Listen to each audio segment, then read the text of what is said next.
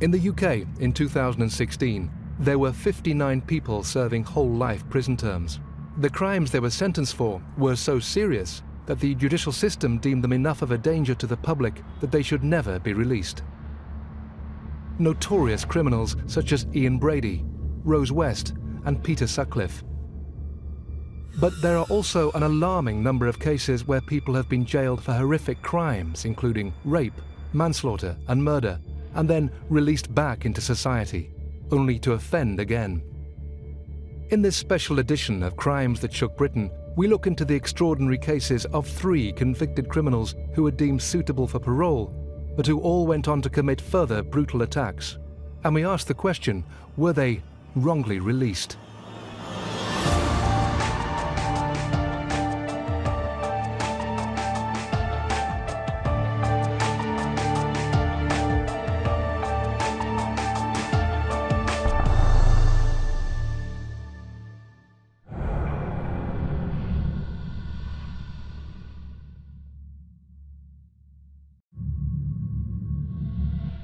She begged him for her life and he wouldn't have any of it. That man should have never come out. He should still have been behind bars. The fact that a high-risk offender, somebody that everyone deems will probably reoffend, can be released after 2.5 years is just disgusting.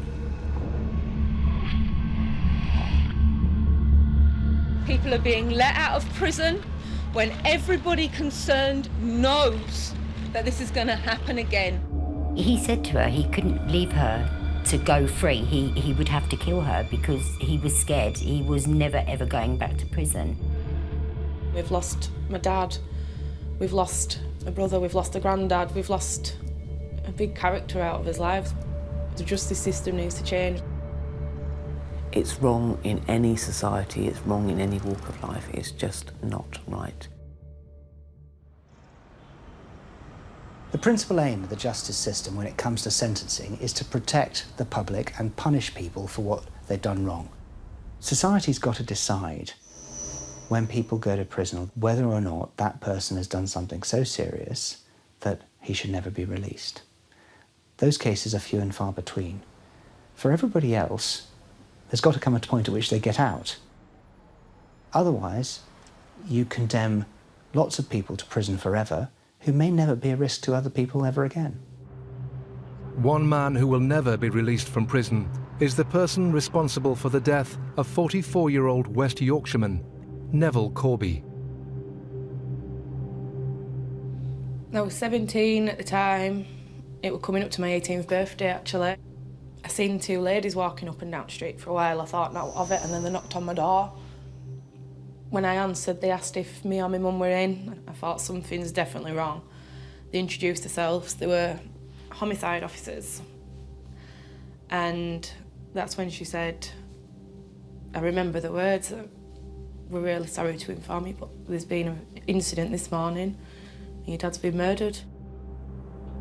The murder of Neville Corby had been so brazen that it surprised even senior police officers. Shortly after 10 to 8 in the morning, calls started to come through of an incident having occurred at Ashbourne Road. It's quite a heavily populated part of Bradford, and clearly at that time there would be school children walking to school and people just preparing to go around their daily business. All of the incidents described loud bangs or the sound of shotguns, a shotgun being discharged. They also described a man wearing a balaclava and this man leaving the premises and driving away in an Astra. The house that police had been called to was occupied by 31-year-old Craig Freer and his partner, Neville. Craig was getting ready for work when he heard a tapping at the door. He opened the door and he was confronted by a man with a balaclava and brandishing a sawn-off shotgun.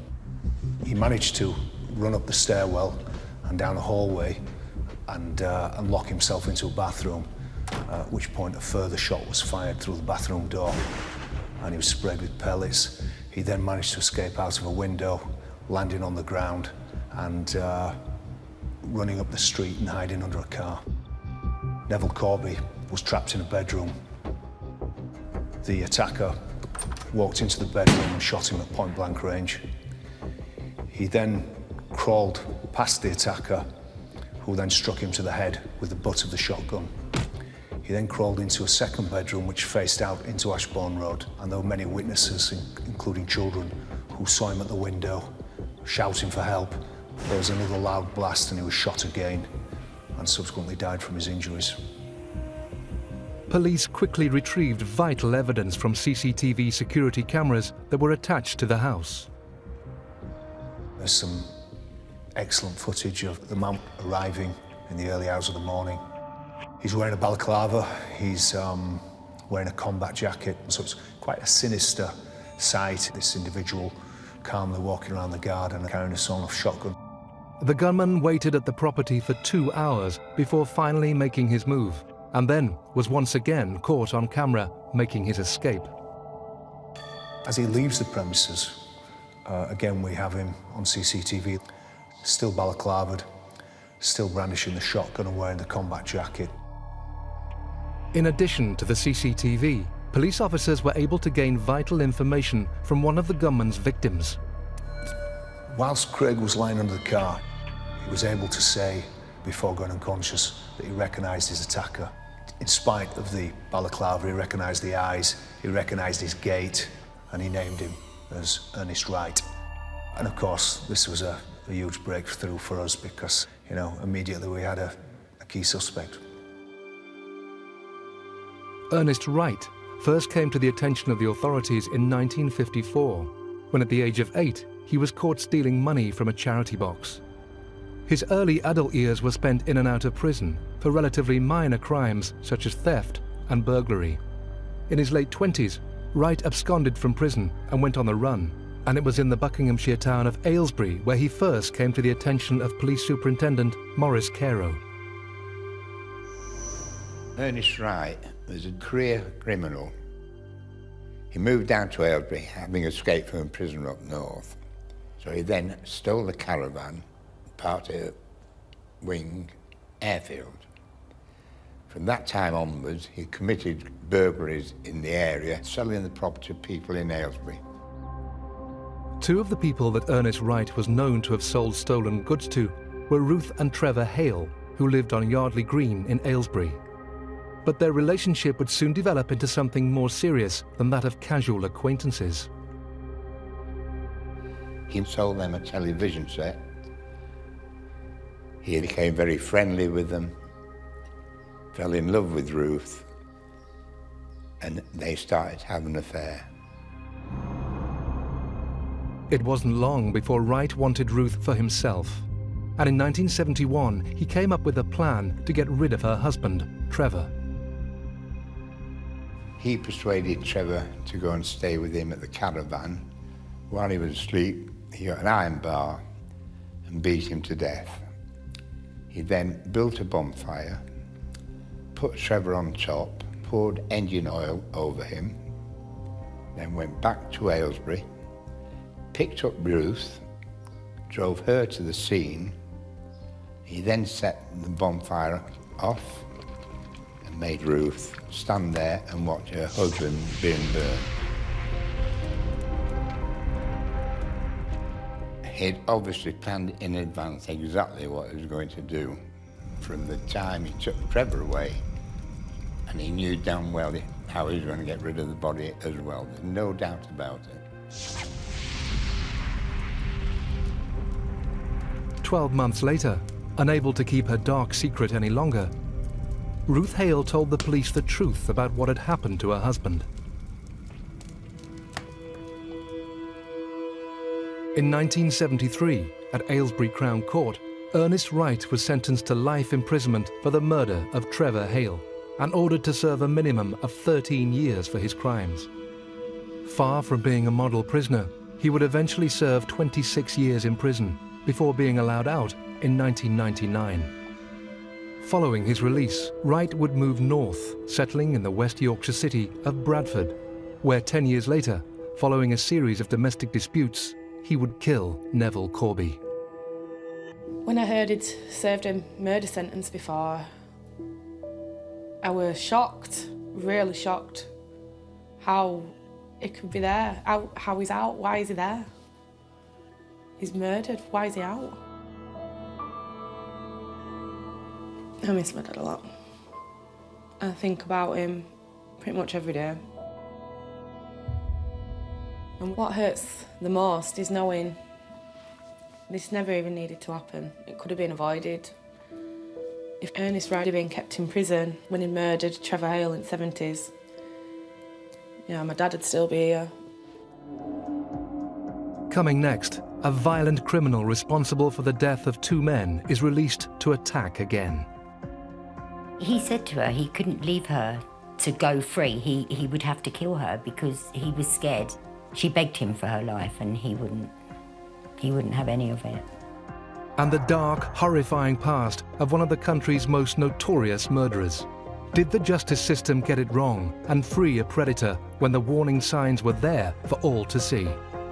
That obviously was a complete experiment to see whether he would do anything again. Unfortunately, my daughter was the guinea pig.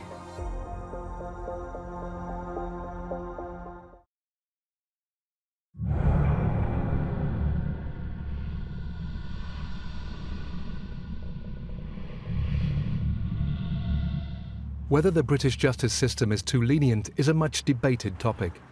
But a subject considered by many to be even more controversial is the high number of criminals who are seen to be released from prison early, only to commit further offences. Many people regard the opportunity to be released early from prison on parole as a privilege which prisoners shouldn't have. But I think that's because of a misconception about what a sentence is. We often think of a, say, 10-year sentence as being a 10-year jail sentence, and so people don't understand why someone is let out of jail after 5 or 6 or 7 years. But in reality, a 10-year sentence has never been a 10-year in-prison sentence. It wasn't that even 100 years ago. People have always been released early from prison for example, good behaviour, but because it's thought that they are safe to be released if they are supervised on licence. But in the 1990s, the early release of one particular offender from West Sussex would prove to have tragic consequences. In 1995, a man in a red Ford Sierra was driving around an area of Crawley and he managed to grab a 9-year-old, drag her into the car. He then drove away to some woodland area where he forced her to strip at knife point and he indecently assaulted her. After 3 hours of what can only be imagined a horrendous ordeal, he drove her back to Crabtree Road where he dumped her. The man responsible was 36-year-old car mechanic Roy Whiting. In June 1995, he appeared at Lewes Crown Court, facing charges of kidnapping and indecent assault. At his hearing, Judge John Gower stated, "We have no doubt that you terrified that poor little girl. All this you did for your own sexual pleasure." When it came to sentencing, the fact that Whiting pleaded guilty, had no previous convictions, and was considered by a psychiatrist not to display paedophilic tendencies were all taken into account. Nevertheless, many were surprised at the seemingly lenient sentence that was handed down. Kidnapping carries a maximum sentence of life imprisonment. Indecent assault carries a maximum of 10 years. Roy Whiting was only sentenced to 4.5 years, of which he served just 29 months. What seemed even more astonishing was that from the moment he was sentenced, one of his mitigating arguments appeared to have been completely forgotten. Whiting had specifically stated at his trial that he wanted to receive treatment in prison so that he would emerge a different man. But once Whiting was behind bars, all such thoughts went out the window. He refused all sex offending treatment, and on his release, continued to refuse any sort of access to treatment. If a sex offender refuses treatment for their problems, that does raise huge alarm bells. If someone is in prison for life, then a parole board would never seriously consider releasing someone who refuses to do the sex offender treatment course or if they did do it, refused to take it seriously or did very badly on it. Unfortunately, if someone is given a determinate sentence, a fixed term sentence, and even if they don't do the sex offender treatment course, they have to be released at the end of that sentence. Roy Whiting, however, was allowed to leave prison, having served just 2.5 years of his 4-year sentence. I can't think of another clearer example of an opportunity being lost to put away a seriously dangerous man who inevitably would then go out and repeat the offence with appalling and tragic consequences. Sarah was a girly girl, completely girly. Everything about her was pink, flowers, fairies, anything girly, which I'm kind of the opposite, so that was kind of strange, but she taught me a lot. She taught me to find my softer side, and we used to go fairy hunting in the garden and doing silly things. She liked imagination and magic. That was Sarah, the whole premise of Sarah, really. On the 1st of July 2000, Sarah Payne and her family took a day trip to Kingston Gorse in West Sussex to visit Sarah's grandparents, Terry and Les. It was just complete countryside, nothing but fields, beach, and a private estate, so, you know, there didn't seem to be anything that should worry us there. The children were playing on the beach. They got a little bit bored, as it was about 7 in the evening, and they decided that they would go back to see Nanny. But instead of going to Nanny's house, they went straight onto the field that was right behind the house. Then Sarah fell over and hurt her leg, had a bit of a tantrum with the boys and stormed off. And Lee followed her. Being the eldest, he followed her, got to the edge of the field, just a few seconds behind her. And as he got to the edge of the field, he saw a van turn round in the little lane, and the man smiled at him as he drove past, and that was Roy Whiting. And Sarah would have been in the back of that van. Returning from an evening walk, Sarah and her husband Michael instantly knew something was wrong. As we got to the house, Nanny Leslie was outside with the children, and immediately I could see in the boys' faces they were absolutely panic-stricken. Then we all took to the fields, the little lanes back to the beach to look. Everyone we met then stopped and helped us look. So even by the time we called the police, there was like probably about 100 people looking. So calling through the police emergency, what's the problem? I've lost my 8-year-old daughter. I've been missing about an hour and 3/4 now. Right, and you are in? We're in Kingston Gorse, Peter Lane. And what's your name, please? Payne. And what's the name of the little one that's missing? Sarah. With the police now notified, a major search of the area began. Tragically, on July the 17th, 2000, Sarah Payne's body was found in a field in the village of Pulborough, around 15 miles away from her grandparents' house. She had been violently killed following a sexually motivated attack. That day will be etched in my brain forever. Every second took an hour. It was just like, almost like when you see in a film and you hear that tick-tock of a clock, and it was almost like that going on. And my mouth was dry. I can't remember even being able to stand. It was just horrible. Following his previous sentence for kidnapping and indecent assault, Roy Whiting had become one of the first men in the country to have his name placed on the sex offenders register. And as he lived in this flat, just 5 miles away from the area Sarah had gone missing from, he was inevitably amongst the first to be questioned. The first time I heard the name Roy Whiting was probably just before we found Sarah, just before her body was discovered. And I'd been told that there was a person of interest that had been questioned. I was quite naive at the time. I imagined that had you been caught for a sex offence and gone to prison, then you weren't allowed to just roam around. You would be watched on some level, and that there would be some police interaction. I couldn't believe that when this man abducted a little girl, hurt her, taken her home calmly to her parents, been given a sentence, that sentence had been halved, and 4 or 5 years later he's walking the streets. And that obviously was a complete experiment to see whether he would do anything again. Unfortunately, my daughter was the guinea pig. When Roy Whiting was sentenced for sexual offences in the 1990s, he was given what we would now regard as a very, very short prison sentence. But we have to recognise that we can't put everyone in prison forever. As I understand it, he was released at the end of the usual time that someone would spend in prison for a 4-year prison sentence. What we have to remember is that most of the time judges are passing the right sentences and the system works. People get punished, they go to prison and they come out and don't commit these terrible crimes. We hear about, and there's a lot of publicity around these truly ghastly, exceptional, rare cases, and in those cases our heart bleeds for the families, and we'd all feel the same way, we'd all feel let down. The man who killed Sarah Payne was sent to jail before for only 4 years, back in the mid-90s. I suspect if he committed the same crime again nowadays, he'd get a much longer sentence. But if he'd never committed another crime, everybody would be sitting around saying, well, he got about the right sentence. He learned his lesson and it didn't happen again. But Roy Whiting had attacked again. So in November 2001, for the second time in just over 5 years, he would be brought to trial. This time, Sarah and Michael Payne would watch on as he was charged with the kidnap and murder of their 8-year-old daughter. It was only after the guilty verdict that the judge allowed the prosecution to give details of the 1995 case.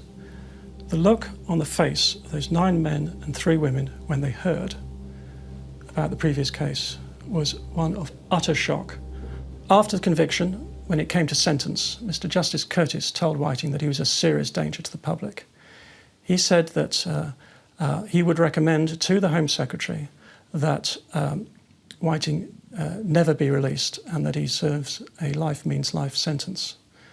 The Home Secretary at that time, David Blunkett, set the minimum sentence at 50 years, which meant that Whiting would be 92 if he ever reached that age behind bars, before he'd be eligible for release. 17 months after their daughter had been taken, Sarah's parents took some comfort in knowing Roy Whiting would be likely to spend the rest of his life in prison. I was relieved because that meant I didn't have to think about him anymore. There would be no going back to court, there wouldn't be any questioning of the sentence or questioning of his or anything. We would just be, that would be it. So he was sentenced 50 years, and at that point I thought, that's okay. Coming next, the legal U-turn that could see Sarah Payne's killer released by the year 2041. At the time of his tariff being setting, there were the greatest legal minds in the country deciding on that tariff and what would be the right thing to do. He got 50 years. He should have served every minute of that 50 years.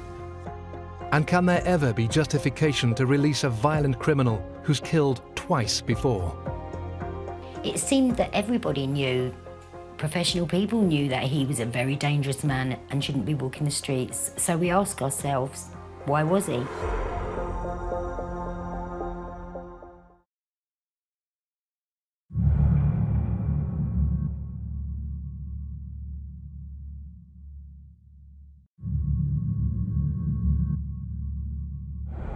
In November 1997, Roy Whiting was released from prison, having served just 2.5 years of a 4-year sentence for the abduction and assault of a 9-year-old girl. Before releasing him, psychiatrists had incorrectly concluded that he didn't display paedophilic tendencies. Tragically, that decision would prove fatal in July 2000, when he sexually assaulted and murdered 8-year-old Sarah Payne. But it's often the initial sentences handed out to criminals that are questioned as much as their right to an early release.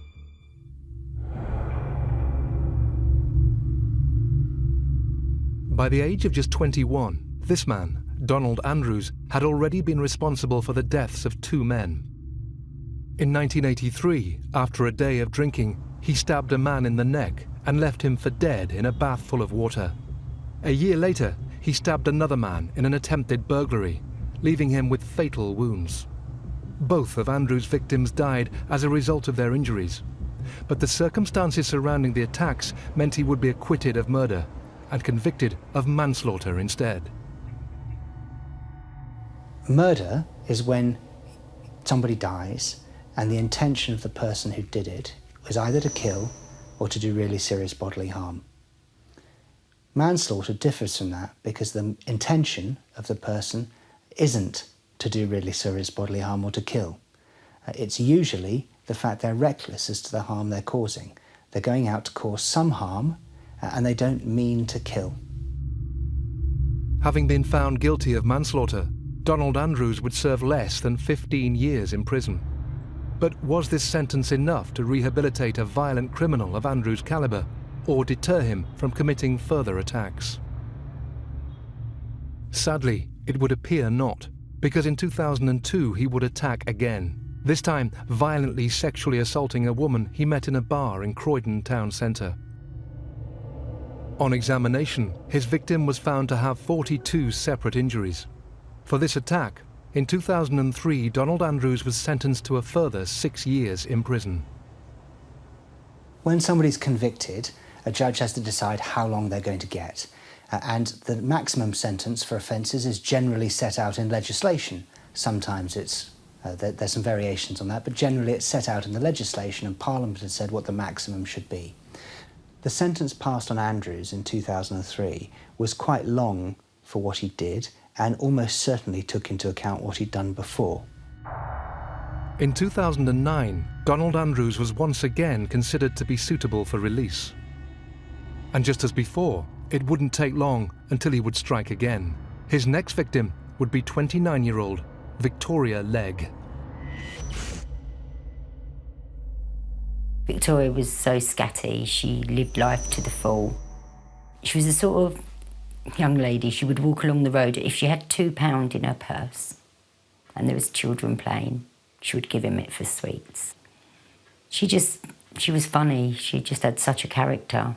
Sang all the time, danced all the time, just really loving. On September the 17th, 2011, fun-loving Victoria had planned a night out in Bromley town centre. She'd gone to a gay club with some friends. They all left and Victoria was the only one there.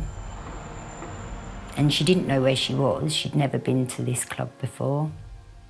This gentleman's come out of the club and asked her why was she so upset. And she said she thought her friend might have been outside waiting for her. And he said, "Oh, don't worry, you can borrow my phone." The man offering to help Victoria was Donald Andrews. But rather than lending her his mobile phone, he took her back to his flat on Tweedy Road, a few minutes walk away from the Star and Garter. She said the minute she got in the door, he turned around and bolted all the front door. And she knew, she just knew. What would follow was a horrific attack, both physical and sexual, that would last for over 12 hours. And then Andrews kept Victoria in his flat until the following evening, when he finally agreed to let her go. He said he would put her on a train to go home, but he had to wait till it was dark. They came out of the house and he's going to take her to the train station, and he said he was going to use a shortcut. That shortcut involved a walk through this dark and deserted park. But Donald Andrews had no intention of taking Victoria to the station as promised. Instead, he subjected her to a further, even more terrifying assault. He hit her again, he raped her again, and then he said he was going to cut her tongue out, take her eyes out, so she could never talk. And she said she was begging, literally begging him. And he said he could never go back to prison again. He'd reoffended many times, and he couldn't leave her to walk away. She begged him for her life, and he wouldn't have any of it. So he threw her over a bridge. Victoria's body fell some 12 feet into a concrete drain containing just a few inches of water, after which Andrews callously left her to die. Miraculously though, despite suffering severe bruising to her body and a fractured pelvis, she somehow managed to crawl for help. She hit concrete and she landed from this bridge, so they don't know how she ever got out of the water across the woods into somebody's back garden. At 10:25 p.m. on September the 18th, paramedics called Victoria's mother to break the devastating news. I got a phone call saying that they thought they'd found my daughter, and they said, did she have long blonde hair? And I said, yeah.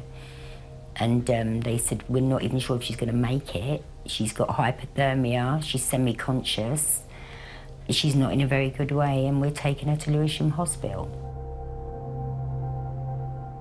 And it wasn't until she came round properly at the hospital that she could tell them what had happened. Police quickly went round to the flat on Tweedy Road, but Andrews was nowhere to be seen.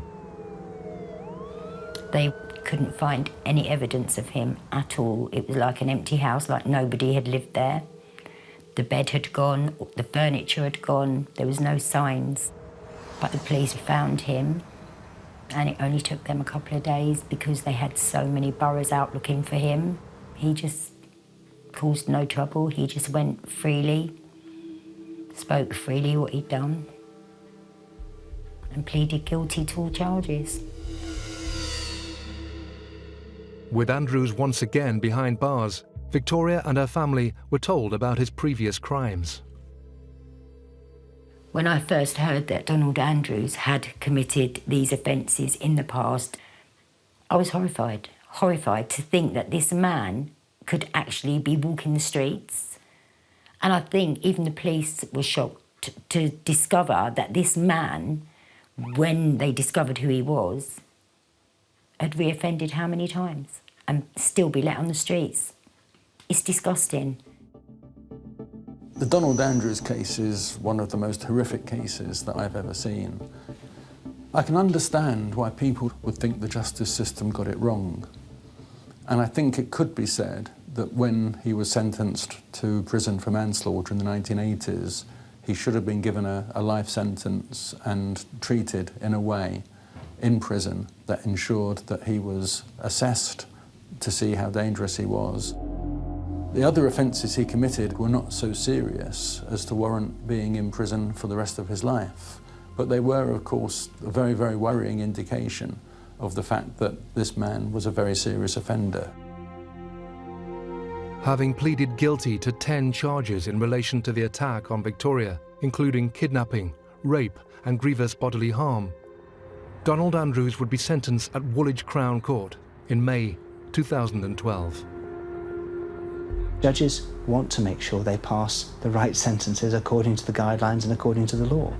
In the most serious of murder cases, where somebody is truly dangerous or truly evil, a judge may pass what's called a whole life term, and that means that person will die in prison. There's no prospect of that person ever being released. Victoria Legg had survived Donald Andrews' attack, but he was now considered such a danger to society that he became the only non-murderer to be jailed for life without the possibility of release. It was a bit of a comfort to know that he couldn't hurt anybody else. He couldn't ruin anybody else. Yeah, he got what he deserved, basically. Andrews would now never be released, but for Victoria, the pain and suffering continued. She was very, very, very distressed, very depressed. And she just had nightmare after nightmare. But she was in the wheelchair for practically a year. Because she used to say to me, I feel like I'm dying every day. I feel like I'm dying slowly. On the 15th of November 2013, Victoria Legg died as a result of prescription medication intoxication. If Donald Andrews had been sentenced properly when he'd done the manslaughters and all the other offences that he'd done, he wouldn't have been on the streets to have hurt Victoria. She wouldn't have been in the wheelchair, she would not have been on the medication, and she'd still be here now. Still to come in the final part of this special edition of Crimes That Shook Britain. The justice system is as much to blame as Donald Andrews because they allowed him to be on the streets to reoffend. When Wright was sentenced to his whole life tariff, too late. That's not justice. It's the only justice we were going to get, but too late.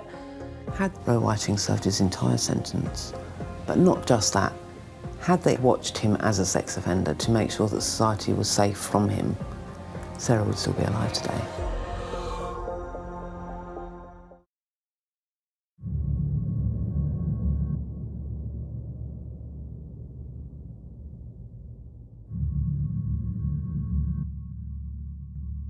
In this special episode of Crimes That Shook Britain, we've heard 3 shocking stories. In each case, the families of a victim of a serious crime believed that if the justice system had worked correctly, then their loved ones would still be alive today.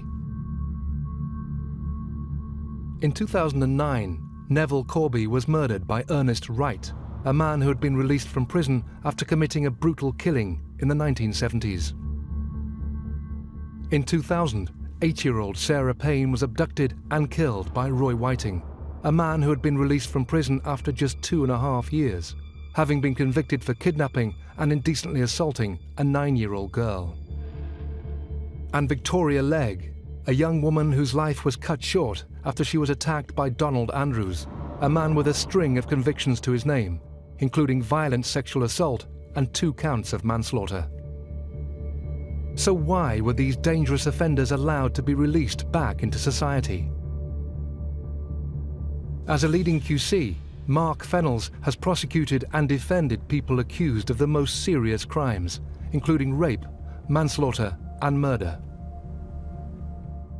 We all have the hugest sympathy for any family who've lost somebody in circumstances where a truly evil man has got out and perhaps they feel he shouldn't have done. Of course, it's a tragedy that can never be fixed. You've got to be very careful not to make the rules based upon a small number of exceptional cases. 20/20 hindsight is the most powerful force of all, and you've got to make sure that as a society we do what we can to try and strike a balance between keeping inside those people who are a real risk to all of us and none of us want released, and finding a mechanism or a way in which people can be released if there's a chance or a proper chance they can live in society and start working again, pay their taxes and make a contribution. But for the families of the victims, these words offer little comfort. Ernest Wright should never have been given parole, no. He really shouldn't. I don't understand how he could have been let out for doing something so evil like that. If he hadn't been let out, my dad would still be here. Following the attack on her daughter in 2011, Cindy Legg was devastated to discover the man responsible had committed similar assaults in the past. But the following year, she was offered some comfort when he became the first man in British legal history to be sentenced to a whole life prison term for a crime other than murder. When I first heard that Donald Andrews had been given a full life tariff and the judge said he was never to walk the streets again, it was a bit of a comfort to know that he couldn't hurt anybody else, but it still didn't compare to what he'd done to my daughter. In my eyes, he was still given rights. He was still able to breathe the air. But less than 4 years after he was jailed, the justice system would deal Victoria's mother another cruel blow. When I heard that he'd appealed his whole life tariff, I was disgusted. We was just all devastated. We was just, how could it be? How could he even be eligible for an appeal? Why should he deserve an appeal for what he's done? Sorry, you should be there and you shouldn't even have a key to open that door again. You don't deserve an appeal. You don't even deserve anything. Not in my eyes, you don't. But he won his appeal. And he got his full tariff dropped. And to think that he could be eligible for parole in 2021 is beyond belief. It's just, it's hard to think about it. Really hard, because he doesn't deserve it. Donald Andrews has destroyed our lives. For what he done to our daughter, He's now, sad to say, he's a part of our life. And if he gets parole, well, let's just hope he doesn't get parole, because he cannot be allowed to walk these streets again. He cannot. And Donald Andrews isn't the only criminal to have successfully appealed his tariff. In 2010, Roy Whiting, the man who had killed 8-year-old schoolgirl Sarah Payne, also had 10 years taken off his sentence. When Roy Whiting had 10 years taken off of his tariff, it was completely unfair. I was assured at the time that there was no comeback, that there would be no appealing because of the way it was done. You know, there were the greatest legal minds looking at it, and it was so set, and they were so careful over how they set. Sarah now lives in the knowledge that the man responsible for her daughter's murder could be released as early as 2041. I am certain that Roy Whiting will leave prison in my lifetime. I'm absolutely so sure of it. I will do everything I can at the time to stop it. He will always be at risk to children, and he should never be released. He should spend the rest of his time in prison. Following the death of her daughter, Sarah Payne has battled tirelessly for changes to the legal system. After more than 10 years of campaigning, the British Home Secretary announced that the Child Sex Offender Disclosure Scheme, often referred to as Sarah's Law, would be introduced across England and Wales in 2011. This means that now, any parent or guardian has the right to ask the police if someone with access to a child has a record for child sexual offences. I understand that you can't have a justice system that's completely individual to each crime, but there are certain crimes that you can be individual with. So that's why I started Sarah's Law, really, is I didn't want Sarah to be gone and forgotten. I didn't want Sarah to be a number, you know, one of those children that was killed. I wanted Sarah to be remembered as Sarah. But for the families of Victoria Legg and Neville Corby, the need for change lies in a major overhaul in the way we sentence and grant parole to repeat offenders. My opinion is, you can make a mistake in life. There can be an accident. If you make a mistake, you're sorry. If you go on to reoffend and make that second mistake, third mistake, you're totally dysfunctional. Why can these people not see the danger in these people? Why do they keep letting them out to reoffend? The parole system is not foolproof, but then no process involving human beings can be foolproof. I can understand why the families of victims of previous offenders feel badly let down. All I would ask those families to do is to think about whether an alternative would lead to more or less safety for all of us. I think our system is probably about as safe a system as we can have without putting hugely more resources into the system than we do at the moment.